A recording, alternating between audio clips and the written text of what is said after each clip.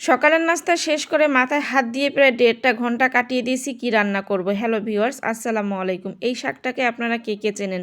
জানি অনেক অঞ্চলে এই শাকটাকে চেনে না, ওরা খেতেও পারে না, জানেও না যে এটা কীভাবে রান্না করতে হয়। কিন্তু দুঃখের কথা একটাই, কি জানেন, যে আজকে আমি শাকটা রান্না আপনাদের দেখাতে পারবো না, কারণ কেন জানি একেবারে ক্যামেরা অন করতে ভুলে গিয়েছি।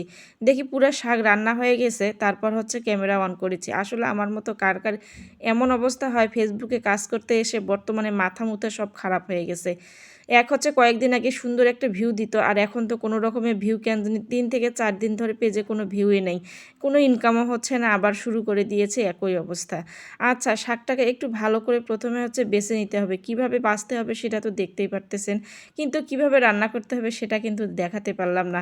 আচ্ছা, সমস্যা নাই, সেটা আরেকদিন আমি দেখিয়ে দেবো আপনাদের, কারণ শীতের পুরা সিজনে এই শাকটা পাওয়া যাবে। শীতকাল মানে এই শাক আমাদের এদিকে, বিশেষ করে উত্তরবঙ্গের লোকজন যারা আছে তারা কিন্তু অবশ্যই জানে যে এটা কী শাক বলে।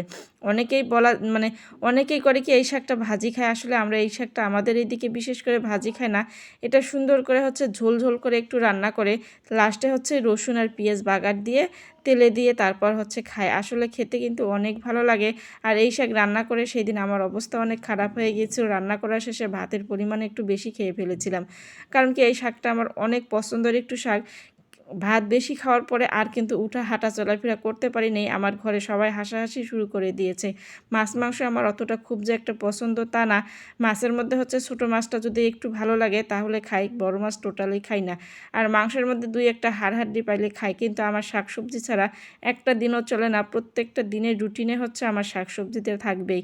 আচ্ছা, 1.5 ঘন্টা চিন্তা করার পর ভ্যানেলা মামার কাছে শাক নিলাম, আর চিন্তা করলাম শাক তো নিলাম, শাক দিয়ে আমার চলে যাবে, কিন্তু ঘরে তো আরও 3জন মেম্বার আছে, তাদের কি হবে? তাদের জন্য বড় মাছ ফ্রিজ থেকে নামিয়ে নিলাম, নিয়ে হচ্ছে এই যে 3 থেকে 4 পিস হবে, এই 3-4 পিস হচ্ছে এভাবেই রান্না করে নিব আজকে। কারণ এই ভিডিওটা করেছিলাম বৃহস্পতিবার, কারণ বৃহস্পতিবার দেখা যায় শুধু দুপুরে আর রাতে খাবে, শুক্রবার তো রান্না আছেই আলাদা করে।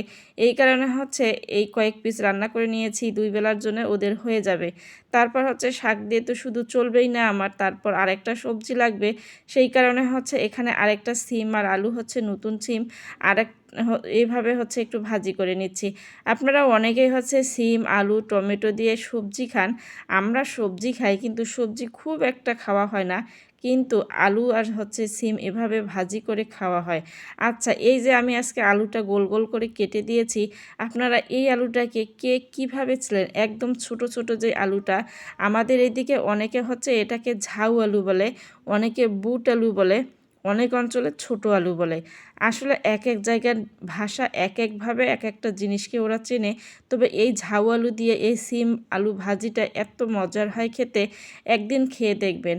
আচ্ছা, বেশ কিছু পানি দিয়ে এখানে সিদ্ধ করে নিয়েছিলাম, নেওয়ার পর হচ্ছে এখানে ধনিয়া পাতা দিয়ে বেশ কিছুক্ষণ নেড়ে চেড়ে নামিয়ে নেব।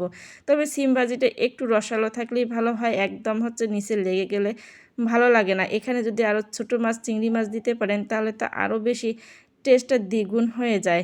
আচ্ছা, এভাবে একদিন রান্না করে খেয়ে দেখবেন, হাতে 1.5 ঘন্টা চিন্তা করে কোনো লাভ হলো না, আর যা ঘরে ছিল সেটাই রান্না করে নিলাম। আজকের ভিডিও এই পর্যন্ত, সবাই ভালো থাকবেন।